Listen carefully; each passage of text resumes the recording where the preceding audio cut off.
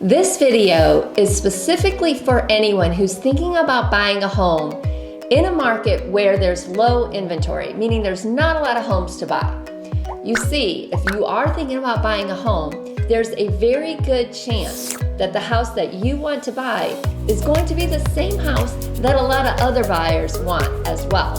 And when that happens, you may find your offer is going to be competing with one, two, sometimes dozens of other offers.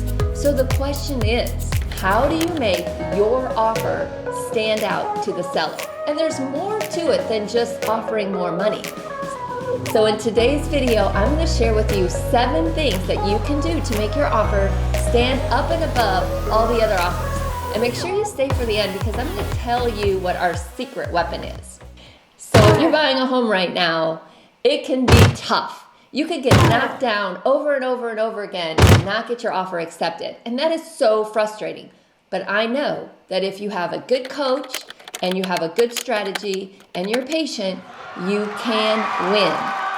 The first thing you need to consider is the big one in the room, which is price. How much more over the ask price do you have to go to win the offer? And that honestly is probably the $1 million question in the room, because in Georgia, the offers are typically blind. So you don't know what any of the other offers are.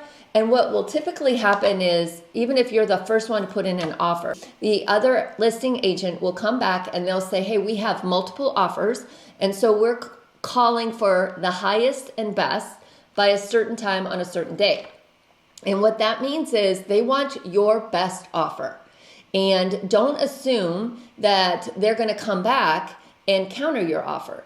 In fact, they probably will not. They will take the 20 offers or how many offers they have and present those all to the seller at one time. And the seller is going to pick the best offer. So you're not going to have a second chance. So make sure that the price that you put in there is your best price, the most you're willing to pay. And I want you to consider, a lot of buyers these days are offering way over ask price. And I think there's a lot of people worried the market's going to come crashing down, bust, and they're going to get stuck holding an overpriced house. And there is always a chance to that because we can't time the market. The market goes up and the market goes down. We don't know when it's going to switch. And most industry experts in the beginning here of 2022 are thinking that prices are going to start to stabilize a little bit, because last year we saw a 20% appreciation. And we all know that we just cannot continue at that pace. So hopefully they start to level off. The second thing you can do is offer more earnest money. So let me explain what earnest money is. Earnest money is an amount you give to the seller's broker or the attorney, or it can be our broker, that they hold in case the buyer just doesn't show up to closing. So if you're a seller and you go to the closing table and the buyer doesn't show up, or the buyer breaches the contract in any way, you are entitled to that earnest money, and it helps protect the seller. So when you're buying a property, you do have some contingencies that will allow you to get that earnest money back. Say, for example, if something goes wrong with the inspection, or it doesn't appraise, or you lose your job within your contingency periods, you would get your earnest money back. After those contingencies expire, you no longer get them back.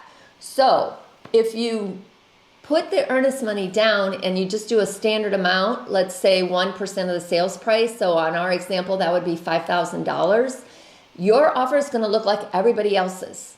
So put more earnest money down. Put $20,000 down. Put $15,000 down.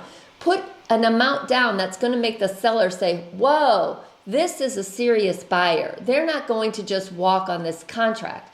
Because if you don't have a lot of earnest money down, it's pretty easy to walk on a contract. So put a lot down and make sure that you have a good agent who's going to protect your earnest money. And while I'm talking about those contingencies, check out this video that I made right here, where I talk about the things that you can do in a multiple offer situation with your contingencies to make your offer stronger. The next thing that we put in the contract is the closing date. And a lot of agents and buyers out there, I think they assume that the seller is going to want a fast closing, but that is not always the case. So we like to call the other agent and say, what is the seller's situation? How long do they need to move out? And then we'll ask them too, would they like what's called a temporary occupancy agreement, which says that we close on a certain day, but you let the seller remain in the home for a little bit longer. Maybe it's a week, two, maybe it's even a month. That will make your offer stand above all the other offers. The other thing you can do is offer the seller money directly just for the opportunity to go under contract with them. It's called option money. And so in addition to the earnest money, which you will get all of the earnest money back on the day of closing, the option money goes to the seller and you don't get it back as a buyer unless you specify it in the contract. But what the option money does is it tells the seller that, hey, I'm serious. Hey, if you're finding this information valuable, make sure you subscribe and click the notification bell so you don't miss any more of our content. We provide information about buying and selling homes in the state of Georgia, as well as what it's like living here. Okay, so now for the bonus. Here's something you can do to totally make your offer stand out. And I'm going to kind of break it into two things. The first is you can write a letter about all of the reasons why you love that property, so that you'll kind of appeal to the seller's heartstrings. And that always can go a long way. But you can take it one step further. Everybody's got a smartphone these days. Instead of writing a letter, film yourself telling the seller exactly why you love their property and why you would love them to accept your offer. And then have your agent send that video. Then as well, I like to do something like we have here. This was me explaining to the listing agent the terms of my buyer's contract and anything that was flexible, just trying to create a good working relationship with that agent. And we sent this video along with our offer. So keep in mind, she had 20 other offers and none of them had a video like this. She was able to share that video that I did as well as the buyer's video, and we ended up winning that deal. So that's my little secret weapon that I'm letting you in on. So if you found this information helpful, I encourage you to check out this video right here, because this is not all there is that you can do to make your offer stand out. I'm going to share with you what you can do in terms of your contingencies on the contract to help you win. So check it out right here.